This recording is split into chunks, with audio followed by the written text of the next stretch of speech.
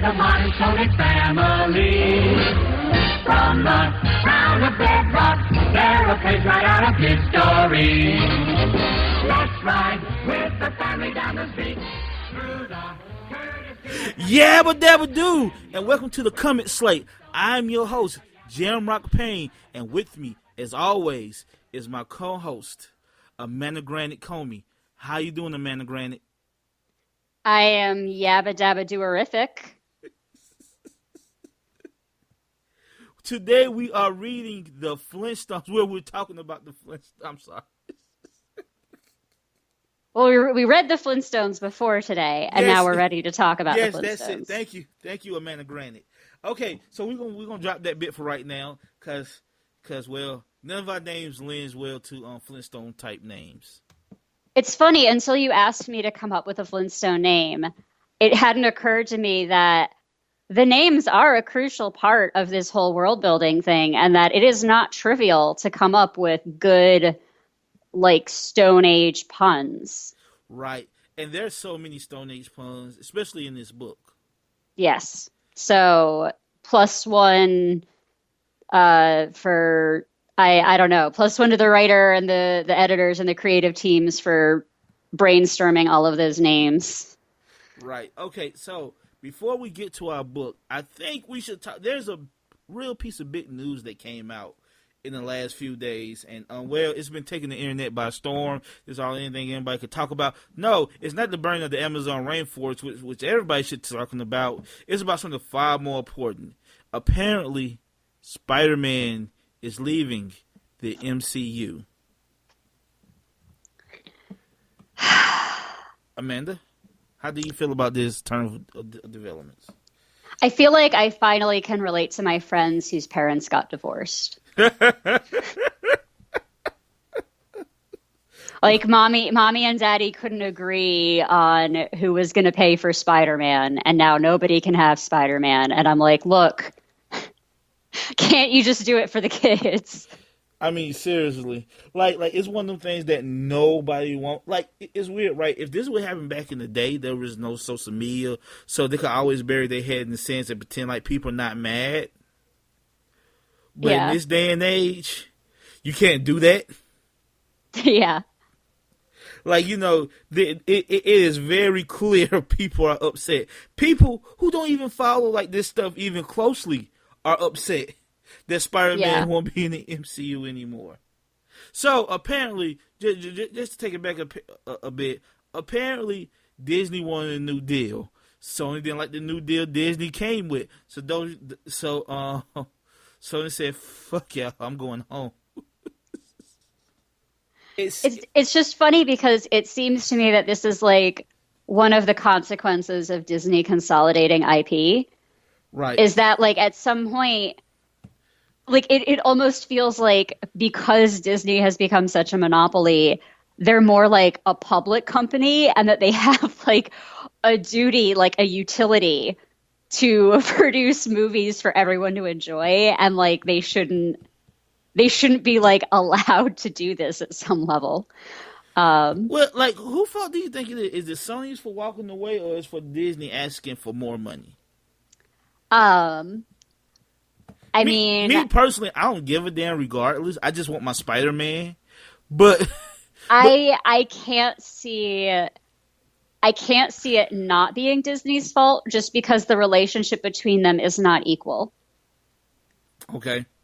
Like, I feel like Disney probably was just, I don't know. I feel like it would be fair for Sony to be like, no, we're a bigger part of this. So it's difficult for me to not side with the underdog. Okay, so apparently, again, this is, nobody knows for sure, but this is all the numbers that I've been getting from like everywhere, even from official places, is that the original deal was basically Disney would make these movies, right? But Sony paid for everything, and in turn, I think Disney only gets like a 5 to 10% of the profits from the Spider-Man movies. Yes. Even though technically they doing all the work and Sony's just sitting back, you know what I'm saying, Like, yes, Sony is paying for it, but on the creative level, right? On the creative level, choosing stars and directors and stuff like that. You know what I'm saying? It seems to be that Disney was doing all the heavy lifting, and Disney apparently came back with a 50-50 deal. Like you know, we pay for half of everything, you pay for half of everything, and we split the profits. And Sony was just like, no. Now, my thing is, I would actually side with Disney on this if they ain't had like 8 other movies that made $1 billion this year. Well, I was gonna ask. I was like, how does that deal with Sony work for like Endgame, where Spider-Man is only part of the movie? Like, I understand for like a Spider-Man movie, it makes sense that like Sony is getting most of the money because it's Spider-Man that they're like using. But like, how did it break down using Spider-Man in the other movies? Well, from my understanding, Sony don't get none of that money. Okay, well, so in that case, it makes sense because what Disney is doing is they're investing in building a character, and Sony gets the money for that. But then their other movies are more popular because they get to use his character. I would say it's like licensing music. Right. I would say I think 50-50 might have been too much. I honestly believe maybe they should have came back with like a 70-30 deal. You know what I'm saying? Something a little more reasonable. And I feel like this was just Disney trying to flex, like they muscle a little bit too much. You know what I'm saying? Like you know. Yeah, or something like maybe trading a bit of like the Spider-Man money for like the Endgame type money. Oh, because I could also see Disney coming back and being like, well, if we put Spider-Man in more of our standalone movies and you never, because like Captain America Civil War was like not a Captain America movie. No, it was an Avengers movie. It was definitely it was an Avengers movie. So they could have like a like, you know, young Avengers movie where Spider-Man is the star, but because it's not a Spider-Man movie, they don't pay Sony. Right. I just feel like they needed to, I don't know. It's not really about being fair, though. It's about money. I honestly believe, they probably could chop Sony up into some of that merchandising because Disney, from my understanding, retains 100% of the merchandising. And I'm going to tell you something. Did you know Spider-Man is the most popular superhero in the world when it comes to like merchandise? And has been for almost forever? I believe that. Oh, the only superhero... I feel like Superman or Batman should be like up there also, but Spider-Man's super iconic. Batman is second, Superman is third. Okay. So those are the top 3. But this is the thing though, Spider-Man is so far ahead of them when it comes to merchandising. Batman, I think it's like 60% of superhero toys are superhero merchandise is Spider-Man. Something like that, right? But like Spider-Man, like it's weird, right? Because you see the movies, you would think it would be Iron Man, but Spider-Man has been a golden goose. You know what I'm saying? So like they probably could come in on merchandising, but you know. But you know what? This situation is ever evolving. I feel within a week or two, this whole thing might change. Yeah, I could see them working something else out. I mean, it's like the James Gunn thing. Right. Exactly. So, you know, hopefully. And they're so happy right now that there's some dysfunction. Yeah. And I like to remind them, like, maybe y'all shouldn't celebrate. At least we got a shared universe that works. Yeah. Just remind them about the Snyder Cut. It's fucking weird to me. I'm going a bit of a tangent, right? The same motherfuckers. Yeah, this is a bit of a tangent. Oh, I don't care. The same motherfuckers that happy that Spider-Man is out the MCU are the same motherfuckers that complained about Amazing Spider-Man 1 and 2 and Spider-Man 3. So what? So all of a sudden you trust Sony now? No, you don't trust Sony. You just want to see Disney fail. Because, let's be real, Sony on their own ain't made a good Spider-Man movie in like 15 years. Spider-Verse. You're right. I'm sorry. One in 15 years. Have you seen Venom? I did not see Venom. Oh man, Venom is something, man. Whoa, it's something. I heard it was like really enjoyable though. Yes, but it's terrible. It's terrible. It's enjoyable for what it is, but it's terrible. Does that make sense? It does. Yeah. And that also sounds like my genre, so. Oh man. Oh man, they have a cameo at the end of that movie is going to like just flip you out. But but yeah, so like I'm not so like the same people that's happy that he's out. I'm just like, really? Do you really want it back in Sony hand 100%? They're making a Morbius movie right now with Jared Leto. Like, is this really the people you want handling this character by themselves? They have proven that by themselves, whether Disney have followed it or not, I don't want Sony hands on this like that. I really don't. Spider-Man is the big daddy, and daddy needs to come home and play with his friends. So yeah. Anything else you want to say about this Spider-Man thing? No, I will just be really interested to see like a year from now what's going on with it. Right. So and also I've been seeing Tom Holland show up in like trailers for a lot of stuff. Mm-hmm. Possible silver lining. He's great. I would be happy for him if freeing him from Spider-Man let him do like a whole bunch of really crazy, interesting, weird stuff. You know what he really should be? And I know we don't like remakes, but you know he'll be perfect for it if they ever remade it? What? Back to the Future. He'll be the perfect Marty McFly in a remake. He would be very good at that. Like, he has like that same type of energy in a lot of ways. And I would like if they would ever to remake Back to the Future, he'd be perfect for it. I would kind of love to see him in like a buddy comedy with Henry Cavill, because I feel like to me he presents as like a miniature Henry Cavill, and it would just be very funny to me to see like the two of them together. Isn't that too much pretty for one movie though? I said I would like to see it. Well, you know what? It's the same thing with what's that movie Henry Cavill did with Armie Hammer like a few years ago? The Man from U.N.C.L.E. Yeah, that was a very attractive movie. Yes. But could you just see the two of them as like the villains in some like action movie? Right. And like not too much, like they're not the stars, but just like the two of them playing off together might be kind of funny. Yeah, I mean, Tom Holland's going to be fine no matter what happens. Yes, but you know, Spider-Man. I mean, like, look, it's the same thing with the Fox deal, right? The Fox deal is terrible, but at least we get X-Men and Fantastic Four back. Like, it's bad for creativity, but yay for X-Men and Fantastic Four. So yes, yay for Tom Holland for being freed from this, but Spider-Man. Yeah. You kind of want what you want. Okay, so moving on. I guess we should touch on D23, which was last night, in fact. Wasn't it yesterday? Yeah. They announced I was not paying attention at all. Yeah. They announced Moon Knight. Moon Knight, Amanda. So how do you feel about that? A Moon Knight series? I love me some Moon Knight.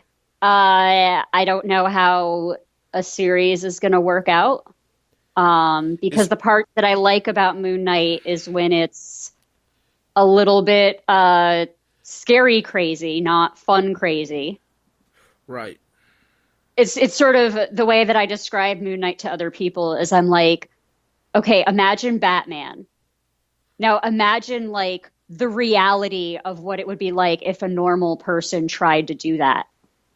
Like they would have to be crazy and intense and like also maybe possessed by an Egyptian demigod. I don't know. Maybe, probably, depending on who's. But just like imagine like that would actually be a horrible person, and they wouldn't be super moral. Like you can't count on them having like a perfect moral compass and the luck to be able to like, stay true to that. So I can't really. I don't know. I just don't know if it's right for a TV series, and I definitely don't know if it's right for. Like, this would be on the Disney platform, right? Yes. Yeah, like, I don't know if Disney would let them go far enough with it. Maybe a better way to put that is, I don't know if Moon Knight could ever be on this Avengers team. I would want Moon Knight on it, but I don't know, man. Right? Like, I don't think he could meet I don't know how he would fit into the world that they've built. And that's saying a lot because there's a lot of diversity of like styles and temperaments and everything in there already. Well, I've been reading a lot of X-Men and reading a lot of X-Men art and just a lot of stuff. I know there was an action figure I wanted of Wolverine, right? And when they first showed it, it came with a cigar. Because Wolverine historically like to smoke cigars, right? And this was an adult toy. It was like $80. And Disney told them that they couldn't sell it with the action figure and get rid of it. And I feel like the Nightmare. I mean, look, I'm still gonna watch all this shit and enjoy it. Don't get me wrong. Like, Yeah. I want to make that clear. I'm not about to be here and start moralizing about creativity, but I think the Nightmare is about to become real. About like the sanitization of everything. You know what I'm saying? Right, and it's like you said, it probably will still be really, really good. It's just, I feel like, I don't know, I want Moon Knight to be like really weird and scary. Right. And like with Mahershala Ali being Blade, that definitely means those like critically acclaimed, like almost hard art like Netflix shows no longer exist, which means they're probably going to reboot those characters into a more family friendly version of themselves. And that's going to suck, especially for Daredevil. Yes. Yeah, okay. They also announced a She-Hulk show and a Miss Marvel show. Miss Marvel seems so obvious. I mean, look, if you ain't got Spider-Man no more. Now, personally, I don't like Miss Marvel. I ain't gonna say I don't like her, but she represents New Marvel to me. You know, as a middle-aged nerd, I hate New Marvel. But I know that's a really successful character, so I take nothing away from that character. But and it's also a character that would fit in with the MCU really well. Yes, and you know what? If you ain't got Spider-Man no more, she might be a good replacement. Yes. Now my thing are they gonna make her a mutant or are they gonna make her an Inhuman? Because in the comic book she's an Inhuman. Ain't no rules say in the TV show she has to be an Inhuman. Right. I just straight up make her a mutant. Just look, we don't never need to talk about the Inhumans again. So look, you know what though? I can almost picture what type of show that's going to be. And I think all these are live action too. Now, the She-Hulk show, that's interesting. It is. Because I wonder how the hell they're going to do that. On what type of... Courtroom drama, please? I mean, yes. But how much She-Hulk is going to be in this She-Hulk show? I mean, isn't that sort of her thing that she's usually She-Hulk? Yes, but how do you do that is what I'm saying. Do you get what I'm saying? Like, She-Hulk, while more proportionate than the Hulk is, right? It's still like a 8-foot tall woman. Like, like 8-foot tall muscular woman. So...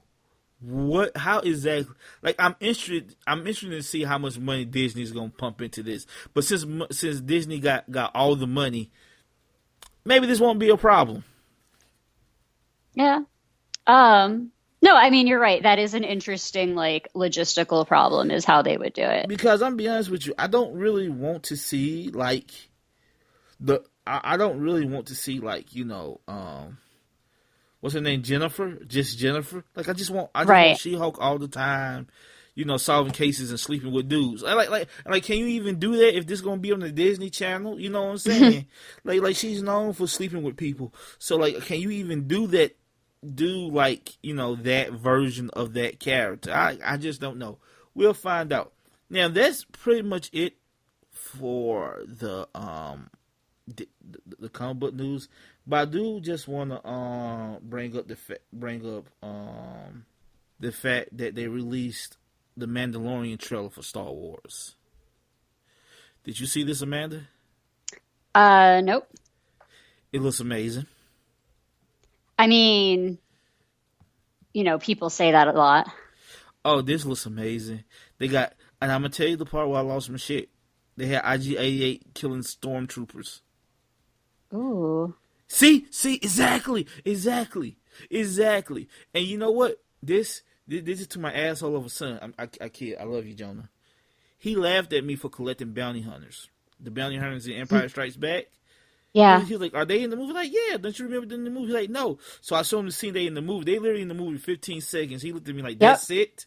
That's it." Yep. And this how you just Hey, back in our day, those 15 seconds had to last us like 25 years. Right, exactly. And you know what? You don't even get a good view of like Dangar, like the fat dude. You don't even get a good view of him. You get like a shoulder or something. So I'm just like, yeah, ain't it cool? And he was like, no, Dad, and he just walked away. But you know what though? This show is gonna show him how cool IG-88 and all of them are. Damn it. Mandalorian. They got my money already. I don't know what to tell you. Disney Plus will have my money first day. I'm been watching everything. Well, so here's an interesting segue, maybe. Okay. Who owns the Flintstones IP? Oh, Warner Brothers. Warner Brothers. Okay, I wasn't sure because I feel like I associated it with like ABC. Well, it was Hanna-Barbera, but Hanna-Barbera. Okay, yeah. Hanna-Barbera, and all that stuff has been bought by Warner Brothers. So like, so Warner Brothers own everything Hanna-Barbera and Looney Tunes related. All right, so we don't have to worry about Disney getting in the way of a gritty Flintstones reboot. No, we do not. So Amanda, today we are talking The Flintstones, written by Mark Russell and drawn by Steve Poe. It ran from June 2016 to June 2017. It was a limited series published by DC Comics. Now, Amanda, before we go any further, where's your history with the Flintstones? I mean, I think probably the average history for someone born in the 80s, the Flintstones were on TV a lot. I had Flintstones vitamins. I was a really good age for when that Flintstones movie came out in the 90s. I remember like getting to see it in theaters and being kind of excited about it. I also remember, I think, going to the movies to see like a Flintstones Meet the Jetsons movie. Yes, that happened. And I was like, wow, this is awesome. It's not very good though. I've seen it. It's not. But I just remember that was like my first crossover. It was that, and then like when Darkwing Duck meets the DuckTales or something. Oh, Scrooge McDuck. Yeah, but no, I mean, the Flintstones was readily available and everywhere, and I mean, I remember it fondly, but I didn't really think about whether it was good quality or not. Like, I just kind of assumed. It never occurred to me that maybe the reason it stuck around for so many years was that it was actually well made and interesting. But yeah, what's your story with the Flintstones? I mean, like the same thing. I remember when the movie came out and like the bit marketing push. We went to McDonald's all the time. Ate the McRib sandwich. Got all the glasses that looked like stone. Had the whole collection. Oh of those. Yeah. Oh, I remember people being upset that Rosie O'Donnell was playing Betty because they thought she was too fat, which was really fucked up. But you know what though? I'm gonna tell you something. I remember growing up, people tend to like Betty. People tend to find Betty as the attractive one. Now, when I was younger, I didn't know that because I was like 11. You know what I'm saying? Yeah. So, in the hindsight, well, I think she did a great job. I can see why somebody would be annoyed because, like, Betty is supposed to be the hot one, and Wilma is supposed to be kind of like the not dumpy. That's not the right word, but you know what I'm saying. I always saw Betty. Yeah, I always saw Betty as the cute one, and Wilma, I always imagined Lucy from like I Love Lucy. I can That's see that. kind of what I imagined. Was like she's not ugly. She was just like a mom. Who talking about Wilma? Yeah. Exactly. Like she was probably really hot like 10 years ago, and now she's just like a normal, attractive mom. Right, exactly. And so I could like again, you should never say that. You know what I'm saying? I think she did a great job. But I could almost kind of see where like some people might have been a little disappointed that they chose like her. You know what I'm saying? Now, mind you, I think she was perfect. I think every piece of casting in that movie is on point. Like, is there anybody like is there anybody else who could have played like Fred Flintstone besides John Goodman? Really, no. And honestly, I imagine that it was like they saw that John Goodman existed as a human being and said, we have to make a Flintstones movie. Right. Exactly. Like they weren't even going to make it until he existed. Like, the only person that could have played it better was Jackie Gleason, because, you know, Fred is based after Jackie Gleason and the Honeymooners. Yeah. Like literally, like John Goodman's perfect. Rick Moranis as Barney is perfect. Yeah. And who plays? Well, is it Elizabeth Perkins that plays? Yes, I pulled it up to check because we were also talking about Kyle MacLachlan was the villain, and I was like, yeah. And Halle Berry is also plays a femme fatale, the Miss Sharon Stone. Man, the puns are so good. There's so many. They're so good. But yeah, look. I love the show. I haven't gone back and watched it recently, but I still love the movie. I like apparently the movie, why it made a bunch of money, was like kind of critically panned. I ain't know none of that. I thought it was amazing to see like that shit in live action. To see like Fred like you know, actually on the Brontosaurus crane. Like, yeah. like that shit was awesome. While I'm double checking the cast list, I do want to point out I'm seeing that Mel Blanc was the voice of Dino or Dino.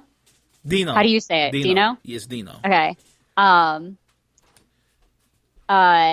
He was the voice in the cartoon, and he was the voice they used it for the movie, and he was also like a prolific voice actor for all of the Looney Tunes stuff.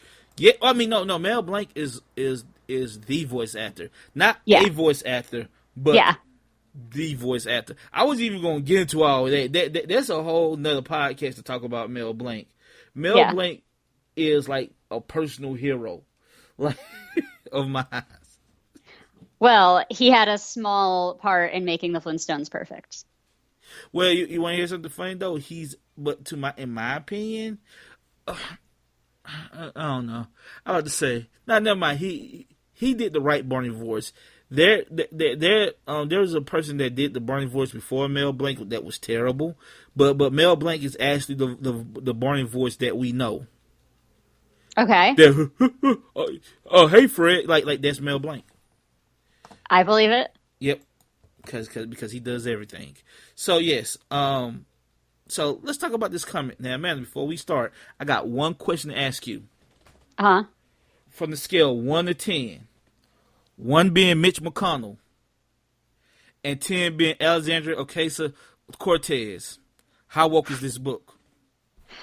Oh, this has got to be like a 9 or a 10. This book is woker than I am. I know, right? I can never be this woke, and literally, I can never wake up as much as this book.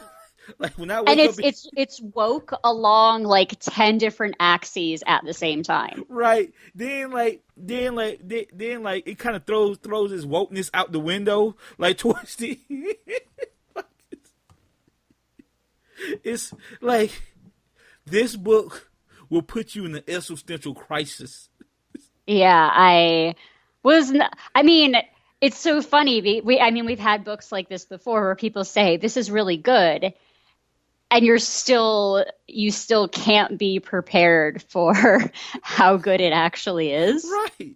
Right. I mean, look, we don't have to give a rundown on the Flintstones. I'm assuming most people who listen to this know who the Flintstones are, or should we? Should we give a brief synopsis of what the Flintstones is?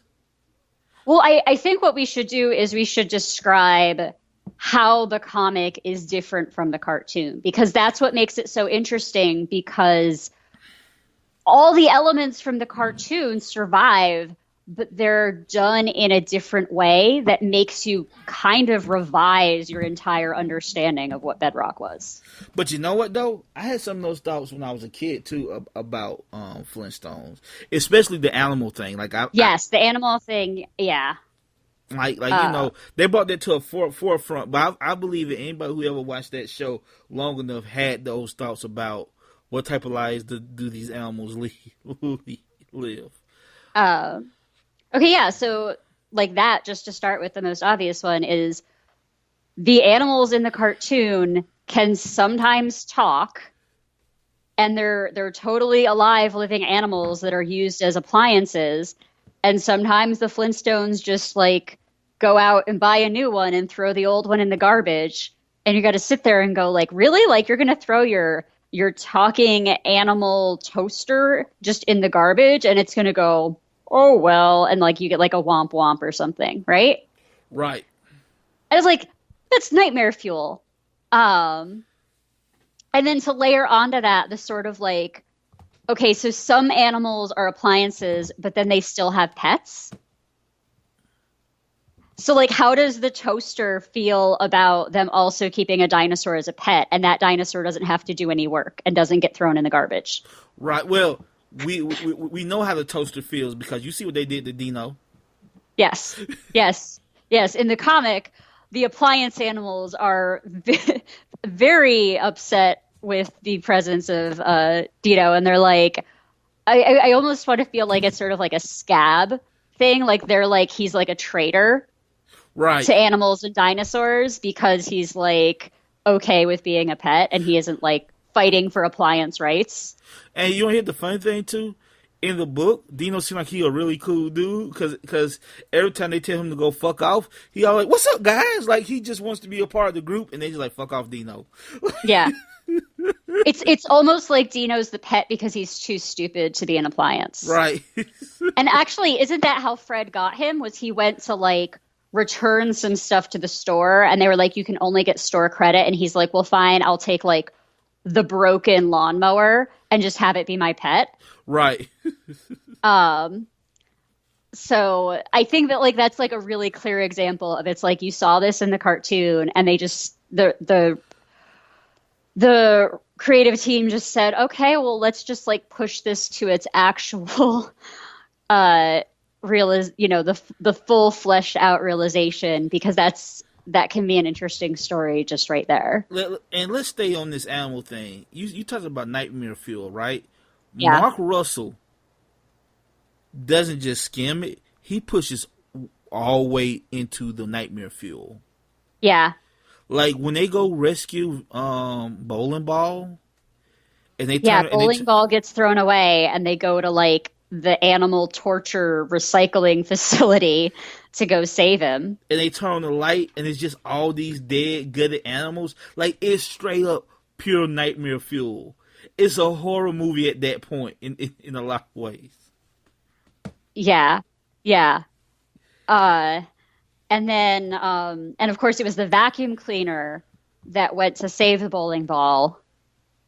And later, is this a spoiler? No. I mean, no. Look, if you listen to this show, you've read the book. So, go ahead. Yeah. I cried when vacuum cleaner died. I had to drive around my job for like an hour to get over that. Like that was really hard. I was not expecting to read a Flintstones comic and cry when one of the appliances died. And you know, vacuum cleaner was so sweet. Vacuum cleaner was a sweet little pink elephant. Oh my gosh. It's like he knew how to tug at your heartstrings. Also, I like what Moose what was the Moose? The Moose was a coat rack, right? The Moose was a coat rack, yeah. And he said oh I know people like vacuum cleaning like cute little pink elephant. They seem like they're harmless, but you get to stirred up, you can't stop them. And that's exactly what happened when he went to go rescue Bowling Ball. He vacuum cleaner wasn't having it. He was gonna go save his friend. Right, because vacuum cleaner was kept in the closet alone, and bowling ball opened the door for them to get out, and Right. that's how they became friends. Oh my gosh, why is it like this? I don't know. Did the new bowling ball was an asshole? Told him to shut up. Like it was just, Yeah, hey, yeah, hey, vacuum cleaner, like put a hit on him. Like, yeah, I'm sorry, your services are no longer needed. He just got whisked away. yeah. It was great. Um, yeah, so the animals were like um, a very obvious like extension of everything that we saw in the show. Do you wanna pick one or two other big differences to talk about? I mean, man, there's a I mean, lot. like Like, okay, should we talk about the genocide of the tree people? that. I was gonna say that I think that the genocide is like the next biggest one to bring up. Like, shit, man, that was tough. That was difficult right there.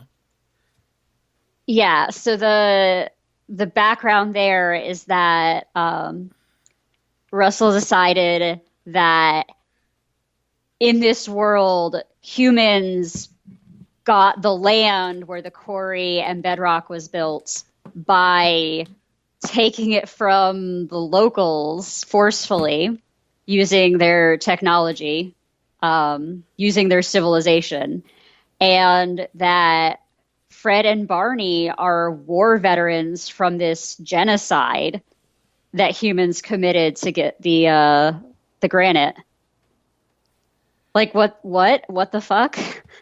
It's literally it's. I feel like it's Vietnam imagery, but like it almost like it's talking about like it's early colonization, right? But they use like I feel like they use like Vietnam imagery in the telling of their genocide. Yeah, it was a little bit of like I mean Americans have done that multiple times. I felt like it was very you're right. The Vietnam imagery was definitely there. I was thinking more of just like taking land in America from indigenous peoples. Oh no! Oh, I mean, yeah, that too. As I said, like it's definitely colonization. And we also find that's what Barney finds Bam Bam, which I Yes. like. Like, oh, this is why Bam Bam's so strong because he's Yeah. from like the tree people. Yeah. I also kind of found interesting the implication that maybe Barney was the stupid one because he had a traumatic brain injury from the war. What? I didn't even get that. I Oh wasn't man! sure if he because we didn't really see much of them. There was only like one or two scenes of them deciding to go fight, Right. and how they were tricked into fighting was also very interesting. They were tricked into committing this genocide because they were fear-mongered into believing that the tree people were going to come for them Oh, first, and they were not told they were fighting this war to get the granite. Holy shit. Oh my God, this is so real. Amanda. There's something else that happened. We're gonna go back to that in 1.5 second, right? This book started in June 2016 before the election. Do Uh-huh. you feel like this book, I don't know, kind of told the future a little bit? Oh, it was definitely, I mean, it was too woke. Like this was a absolutely like a synthesis of everything that's been going on in modern civilization. I mean, but there's one particular thing in this book that has a very close parallel to what's happening now, and I'm like, When the dumb brute mayor gets elected and does yes, it by convincing everyone that he will fight the lizard people the harmless lizard people, yeah, like, yo, I put the book. and that he's gotta take the money from the hospital to pay for the dino armor so they can go fight the lizard people who, as far as we can tell, stole somebody's fern. Right. Like, yeah. Like, yeah, there's no parallels there at all to what's happening right now. It's so on the nose. Like, I need to see when that issue was published because, like he couldn't just took a hard turn in the middle of it, right? Like it. Well, we read both volumes. The first volume was a little bit more standalone stories, Right. and then they did get into more of a continuing story in the second volume, and that was where we had that is where we started to have the stuff with the mayor. Okay, so It's possible that it was somewhat a response, but it didn't feel like shoehorned in. It felt very natural for the sorts of stories they were telling already. and I just want to say, I kind of rile against like woke comics or like how they do it. Like comics have always been inherently political, but Yeah. I feel like lately they've they've done it in a way that's like kind of stupid. If you're going to do a political comic or make like some type of political commentary, this is the way you do it. Because it's Yeah. all there, but none of it is making me mad. None of it feels pandering. None of it feels like they're trying to do it for like brownie points. Like this Well, is. Well, go ahead. Go ahead. Yeah, no, you keep going, keep going. Like this is like this is a thought provoking book. Like it's a lot better than like they handle gay people better than say having Kate Bishop have a long monologue on how she's jealous that she's not gay and how awesome it is to be gay. And, Yes. like Um, you Okay, send all your so- hate. You send all your hate mail towards me. But what I'm trying to say is there's like ham-fisted ways to deal with these issues, and there's ways that the Flintstones do it. all right, so this is the question I want to ask you Okay. because it's related to what you're saying about how this story was very well suited to having political and social commentary without it feeling unnatural. What genre would you call the Flintstones? Well, this comic or just in general? In general, but I mean, thinking about this comic, like what genre is Well- it? Like if you had to, Well, it's a sitcom. Like this Flintstones was conceived as it's the first primetime cartoon that was a sitcom. It was the first cartoon shown in primetime as like Okay. as a regular old sitcom. So but what? Here's what I'm trying to get at. This is science fiction. yes, it is. This is not like a drama or a comedy. This is science fiction, It is science fiction, which is satire. hilarious because it's set in. Yes. Well, no. Most science fiction is insanely political Yes, because the idea is that you set it in a different. You can say things about this planet by pretending you're on a different planet, and that gives you like plausible deniability. right. And it's just really funny to be like, this is science fiction, but it's set in the past instead of the future. And they don't have technology the way we think about it. They have technology. Like if these were robots instead of animals, this would be an Isaac Asimov book. Right. You know what? You are absolutely right. It's like somebody got some weird, like, extra DLC and they're like, I'm just going to put a prehistoric skin on my science fiction book, which I think is kind of why I responded to it so well, is I was not expecting it to be science fiction. I think that's very astute. I think that's very, very astute. There's one thing I like to call the David Bowie shout out they had in the book when they're about to shoot off the monkey into space. Yeah. A space oddity, and it says the monkey says, "Tell my wife I love her very much," and the dinosaur says she knows, which is a line from that song. I thought that was cool because I almost didn't catch it. I literally almost didn't catch it. Yeah. Well, and that also brings up a good point. Is I'm like, oh wow, it's science fiction, but there was actually there were aliens in this. The greatest the of way all they did- aliens. Yeah, the way they did the Great Kazoo in this book is also a really it's a really good example of how the comic does more than the TV show. What did you think of the whole alien subplot?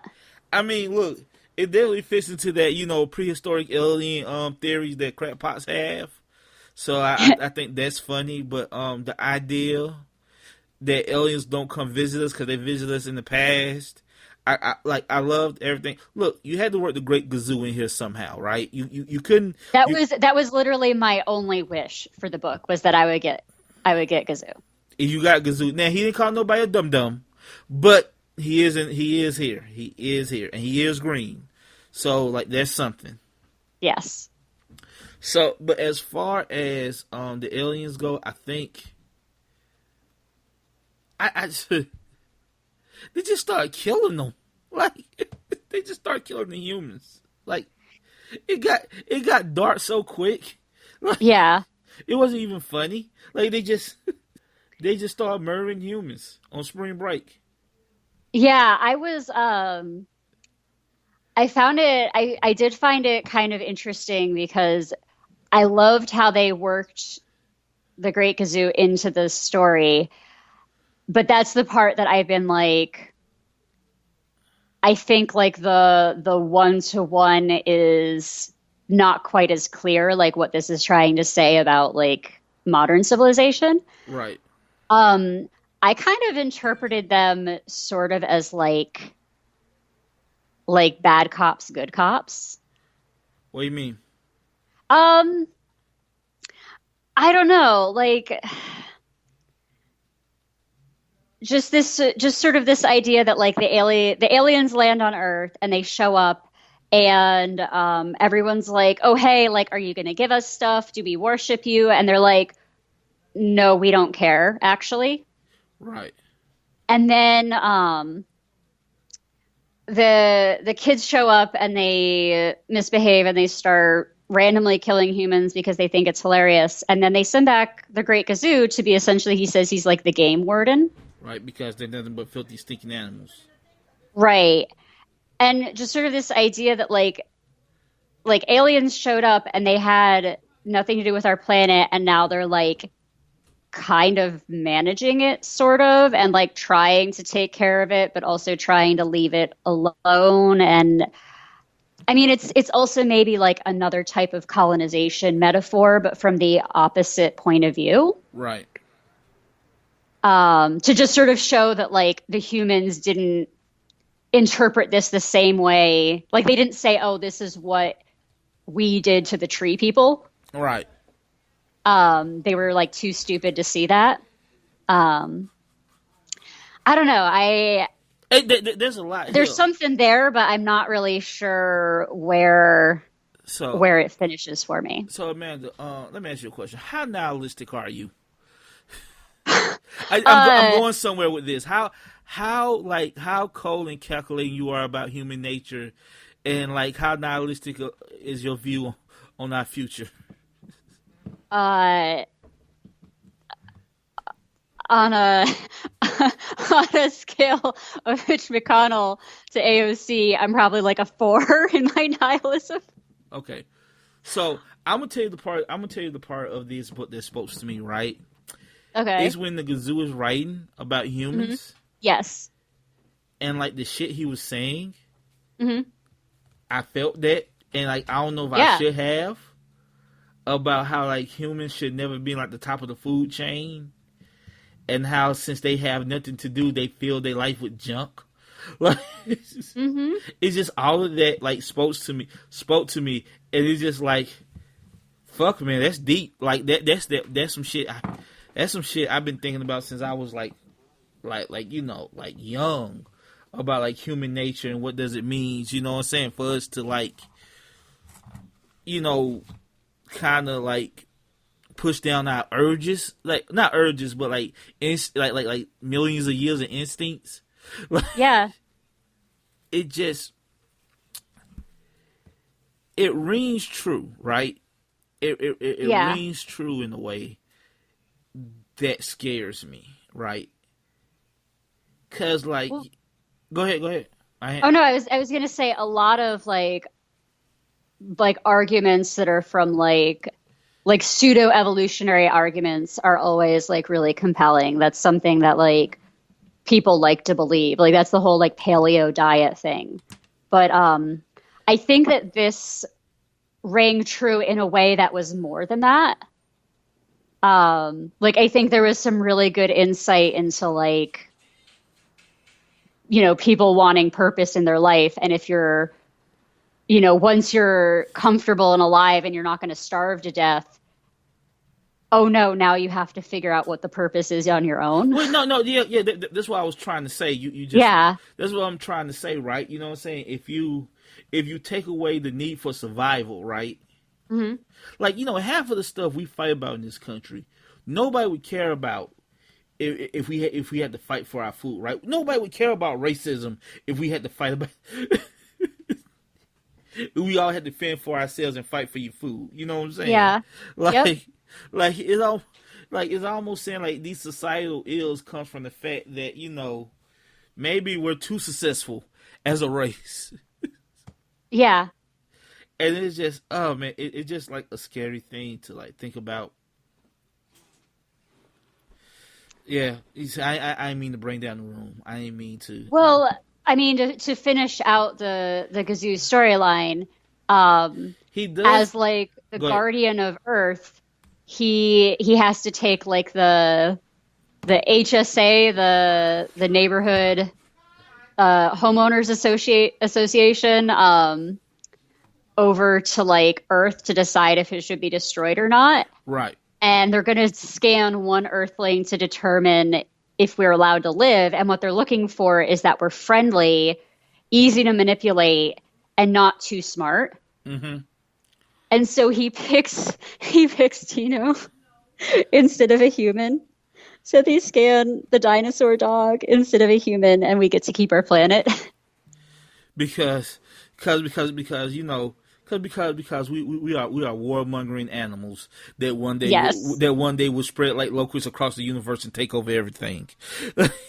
Well, it's funny. Like, as nihilistic as his view was on humans, right? He does end it was like maybe there's something special about them, and like as he says, it's like Fred helping a dude out of a rock slide that Mr. Slate wasn't going to like do anything about. Right. Let's. I think before we wrap up, I think we should talk about the characters a bit. Okay. I was real surprised how thoughtful they made Fred. I was not expecting them to make Fred thoughtful.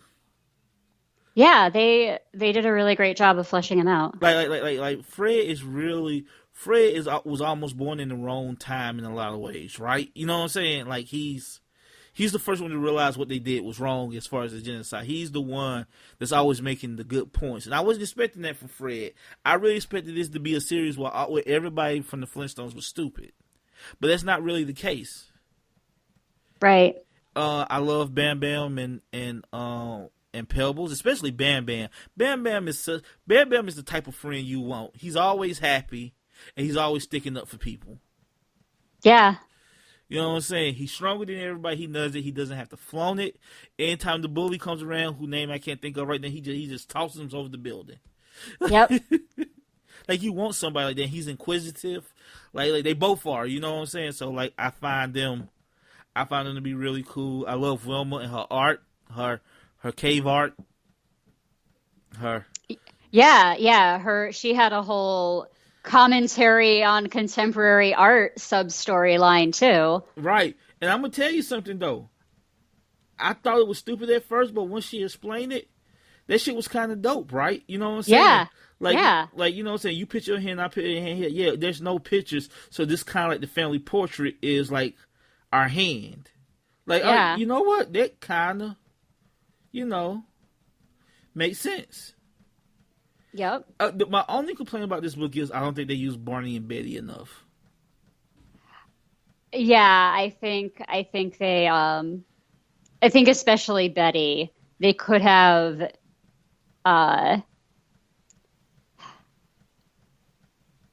It's interesting because I this doesn't bother me. Okay. But of all of the aspects of society that they commented on in this book, there was only a little bit about. I guess there was one really good bit about women. Sexism. Yeah. It was mostly just we found out that Wilma ran away from home because she was going to be married off. I'm going to tell you, that's the other part that I almost cried on. Yeah. That got me because, like, because she's been mad at her mother this whole time. So you never came look for me, you never loved me. And mom like, nah, that's not it at all. I understand. Yeah. Like I like that's why I never came looking for you. That's why I never, like, you know what I'm saying, sent for you or anything. Because I knew you didn't want to marry that man. I wasn't gonna make you marry that man. And like she broke down crying, and like you see her like wake up next to her husband just crying in the middle of the night for Wilma, and it just like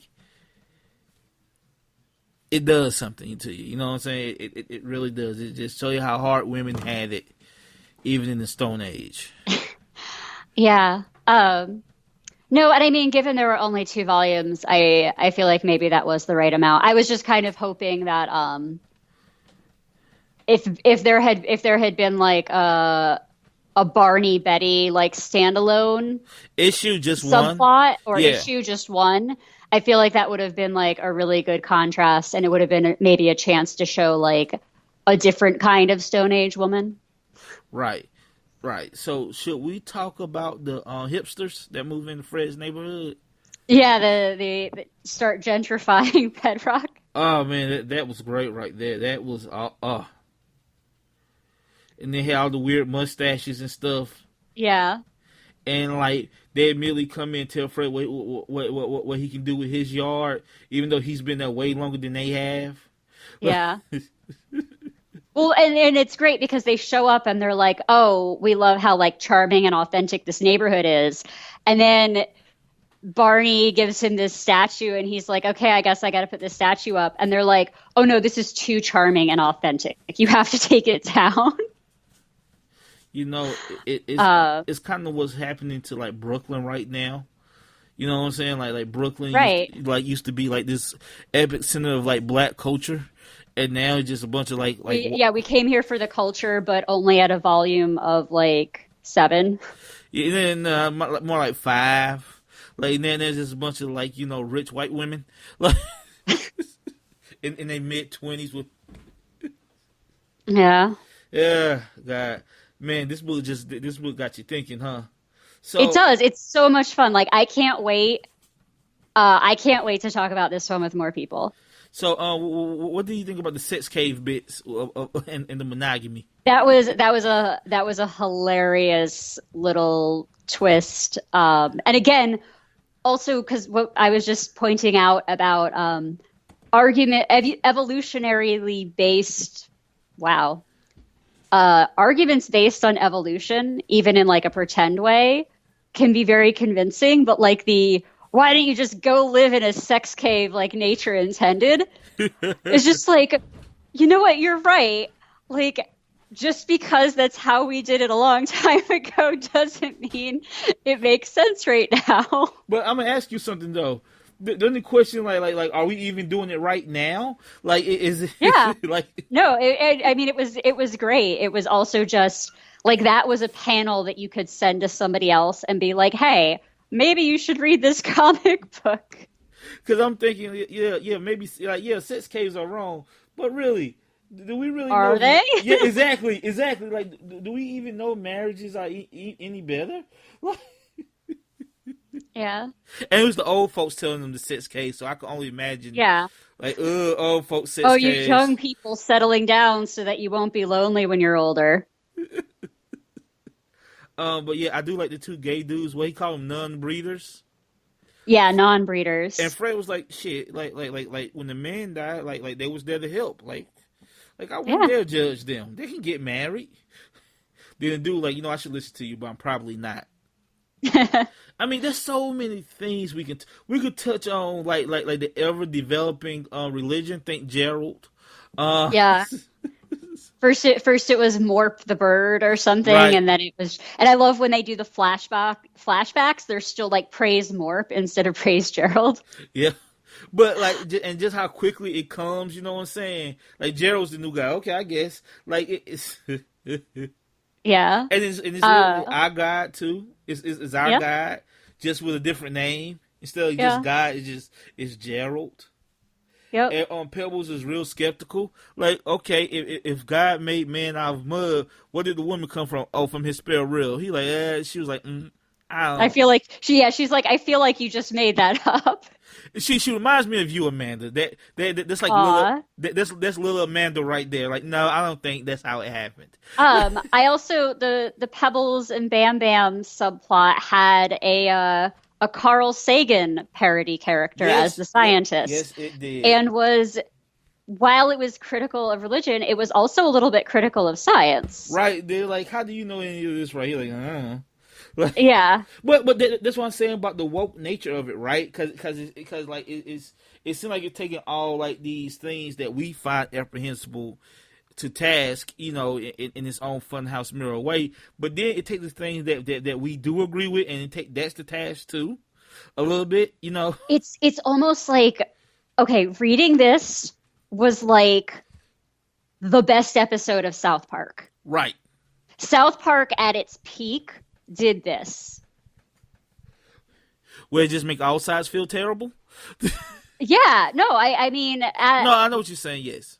But just sort of like that same level of like, we're going to be critical of like every aspect of contemporary society. And most of the time you're going to be like, oh yeah, ha ha ha. And every now and then you're going to go, wait, me too? They actually had a whole season like that. At one point they just got frustrated and just took on like left leaning people in general, like a few years ago. And, like, it was hilarious because you never see that, right? You never see someone take like left leaning people to task like that, and it's from left leaning creators, so you can even say it was like some weird like right wing propaganda. But yes, but yeah, they're so. I had only one more thing written down in case I forgot. Okay. Did you catch where Yabba Dabba Doo came from? It was from the vet thing, right? It was something. It was like, yeah, it was their therapist like PTSD mantra to help them like relax. What the fuck, man? Like, it's not like Yabba Dabba Do It. It's like no, it's just not like a good thing. Yeah, like it's just the most recognizable thing in the whole show, right? They make it into yeah, this is what you have to say to cope with the reality of society. And that's another thing. They touch on like how Fred, Barney, and all the other soldiers have PTSD. They touch on the fact that you know the government didn't take what government they is didn't take care of the veterans when veterans, yeah. I like, oh my God, what is this book? Yeah, they made the whole thing with the because in the cartoon they had like the lodge of the water buffalo or whatever. Yes. And they're like, no, this is like a recovery therapy session for vets. It's not like where they go to drink cartoon beer and sing dumb songs. We also talk about Cole the Destroyer, the inept mayor, who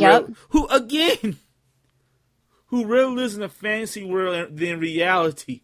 Again, I know it's probably not, but man, it hits so close to home. Like, you know, it like if I didn't know ahead of time that this book was already written before the election happened, I was supposed to do like some type of hack job, like like, look at him trying to be preachy. No, he wrote this before the election. He wrote this whole thing before the election. So it's crazy how accurate Cole the Destroyer is to Donald Trump. It's kind of, and the people that follow him, right? And how stupid they are, and how maybe, hopefully next year, hopefully it's this year, right? Isn't it this year? It is next year is the election. Next year, right? Okay. This year is we're already doing primary bullshit. All right. Well, like, hopefully, like next year, like some people will feel buyer's remorse, and just man, it's so damn good. There's one more character I want to talk about. Then we can wrap this up. Mr. Slate. Yes. What they do with Mr. Slate is genius. Because I never seen Mr. Slate this way. But they make him the biggest scumbag. Well, Mr. Cole the Destroyer, come to find out. in the whole, like, basically, Mr. Slate started society. It seems like Mr. Slate is the capitalist. Is the capitalist, right? He's the one who wants the granite. He's the one who wants to, he invented money pretty much. Yes, and he's the richest man in bed. Excuse me, second richest man in Bedrock apparently, and like basically he's lonely, but he's also just terrible. He's just a terrible person. Yes. And he having, like, look, anybody that have hot tub parties automatically is a sleazeball. Anyone who invites their employees to their hot tub parties because they don't have friends. Right, and he just walking around in this I don't know, sheepskin, like, loincloth Speedo thingy. It's so good, man. Then when everybody leave, he's just there by himself with his stupid turtle. Yeah. It's so great. Then again, another thing too that seems very omnipresent at the time is that the rich people have their own secret society because they feel oppressed. Yeah. And these poor people thought that they poor. Yeah. And like he has a girlfriend, and like he gets a girlfriend. He fires everybody. Then Cole takes his girl, and then he sees the It's all so great. It's all so omnipresent. And School for Subpar Children. That's a great name for a school. But like that right there, because that's what's happening right now. Like more than it ever has before, just like rich people blaming poor people for being poor. Like it's crazy. Like how this book is woke, man. This book is so woke. I'm sure it's doing cocaine at 3 a.m. in the morning. I'm sure of it. I'm sure it's doing speed. So it's funny because as much as I love this, and like I kind of wish there was more, I'm also really glad that it was just limited and it was really high quality. Look, that's the thing, right? I thought the same thing. But what else could you do? He said everything he said everything you could have said. It would have become stale if it was any more. Maybe like you said, maybe a Barney and what's her name? Betty. Barney and Betty. Maybe a Barney and Betty story. But besides that, it's perfect. But I'm like you, I would love to have more of this book. I would love now that this is set up, I would love to see an anthology. Right. So like let other writers come and play in this sandbox and have like standalone stories of like different characters or something in this world. Well, Mark Russell didn't write, but they also have a Jetsons. Oh, interesting. See, yeah, exactly, yeah. So but before today, I would have written that off and been like, so. Now I go, so. Yeah, exactly. So if anything else, they just got more of our money. That's how good this is. We're gonna buy Jets. It's 2019, and we're gonna buy a Jetsons comic. Which, you know what? I think we might review for the show. What you think? It's only 6 issues. It didn't make it as long as the Flintstones. What you think? You think we should do it for the show? Yeah, I think the next time because we've got some plans for the next few months. I think the next time we got like a week where maybe we're busy and we just need, we can do a Jetsons complimentary review. Right. Exactly. So, Amanda, is there anything else you need to say about this book? Just that I could probably talk about it I will be talking about it for the rest of the weekend irritating everyone else around me. Is this like The Watchmen now? Is it like, oh, you have to read this book, you just carry it with you and just put it in people's faces, like you have to read this? Is it one of those books? Because like everybody got those books, right? Like, yo, you gotta read this right here. This will change your life. Well, so I've mentioned before that I kind of like to collect books that I think are like, I like to collect books that I could just throw at my coworkers and be like, oh, so you think comics are for kids? This is one that I would do that with. Right. This is a comic book that you could hand to an adult or a children or like a kid, probably like a teenager, just anybody, and be like, hey, comic books and cartoons are not just for kids. Get over it. Yabba Dabba Doo. Yabba Dabba Doo. All right, so let's talk about those plans, Amanda. Amanda, this is like the next few months. I think is busy for everybody. It's the best time of the year. I like fall. Yes. So I'm a suburban basic bitch. I like fall. I'm gonna get my pumpkin spice latte. I'm gonna get my apples. Hey, I'm gonna tell you something. Ain't nothing wrong with being a basic bitch. It's okay. It's basic for a reason. Exactly. It's comfortable. It's comfortable to be basic. You know what I'm saying? You can't be pretentious all the damn time. That shit gets tiring after a while. Yep. Sometimes you just want to watch Real Housewives of Atlanta. Anyway,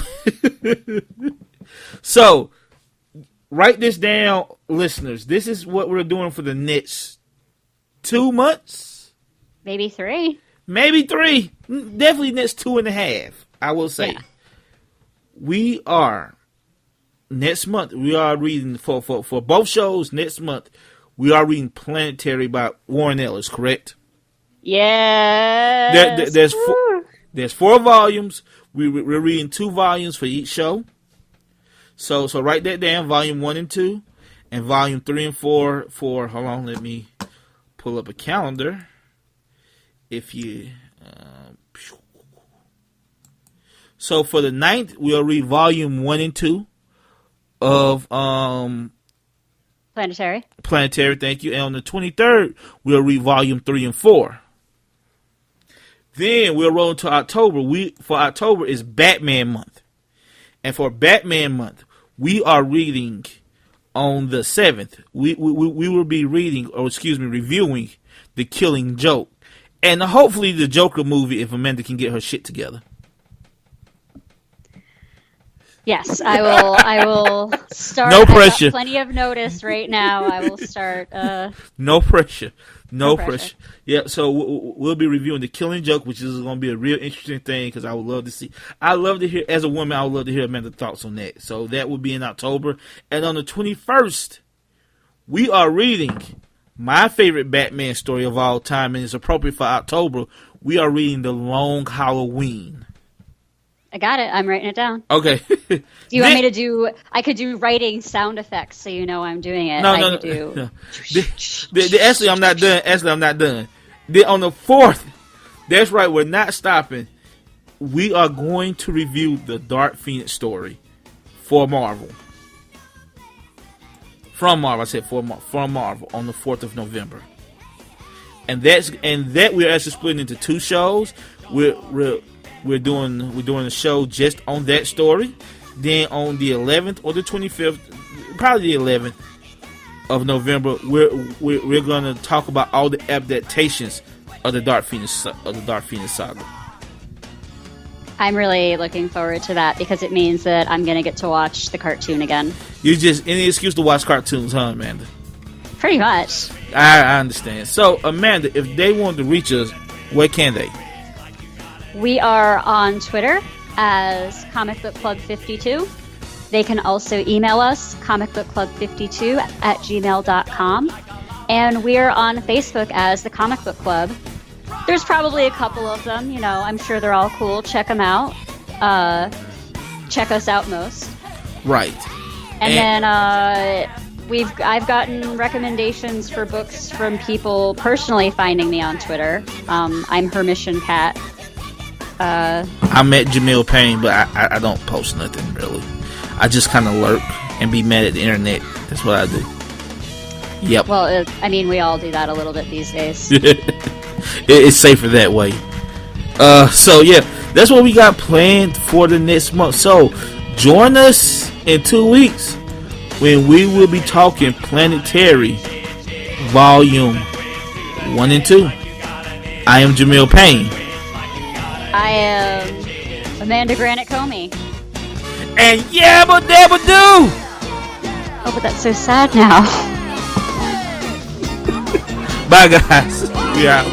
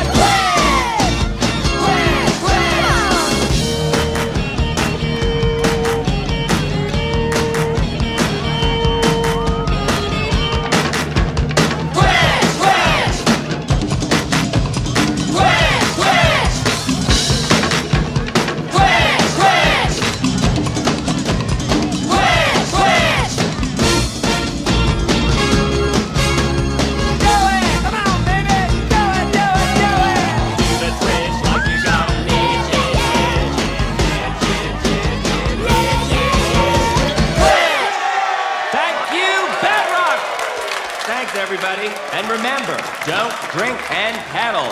Good night.